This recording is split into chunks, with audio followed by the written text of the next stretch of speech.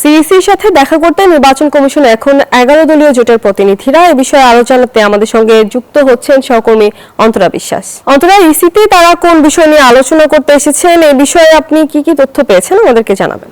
আপনি তারা কোন বিষয় নিয়ে আলোচনা করতে এসেছেন সে বিষয়ে আমাদেরকে একেবারেই জানাননি। তবে আপনি জানেন যে নির্বাচনকে কেন্দ্র করে বেশ কিছু ঘটনা ঘটেছে, বেশ কয়েকটি কেন্দ্রে সংঘর্ষের ঘটনা ঘটেছে, কোথাও কোথাও জাল ভোটের ঘটনা ঘটেছে এবং গতকালও আমরা দেখেছি যে সামাজিক যোগাযোগ মাধ্যমে সেখানে আসলে জামায়াতে ইসলামের বিরুদ্ধে, কখনো বিএনপির বিরুদ্ধে নানা ধরনের অপপ্রচার চালানো হয়েছে এবং তারপরে আবার কোথাও কোথাও বলা হয়েছে যে সেগুলো একেবারে ভুয়া খবর।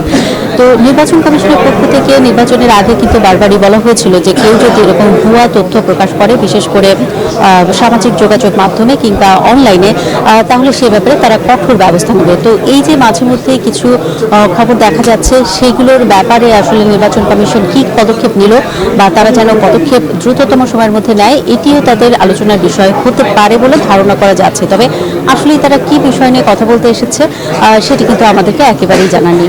আর আপনি জানেন যে যেহেতু এখন জাতীয় সংসদ নেই এবং সে কারণে সেখানে কোনো স্পিকার বা ডেপুটি স্পিকার নেই এবং নিয়ম অনুযায়ী স্পিকার, এই যে নতুন যে সরকার তার যে শপথ সেটি পড়ে থাকেন, স্পিকারের অনুপস্থিতিতে ডেপুটি স্পিকার পড়ে থাকেন। তো যেহেতু ডেপুটি স্পিকার কেউই নেই, সুতরাং সিইসি অর্থাৎ প্রধান নির্বাচন কমিশনার শপথ পড়াবেন বলে নিয়মে রয়েছে। তো তিনি আসলে শপথ পড়াতে যাচ্ছেন। তো কিছুক্ষণ আগে আমরা যেটি জানতে পেরেছি যে 16 তারিখ শপথ পড়ানো হতে পারে।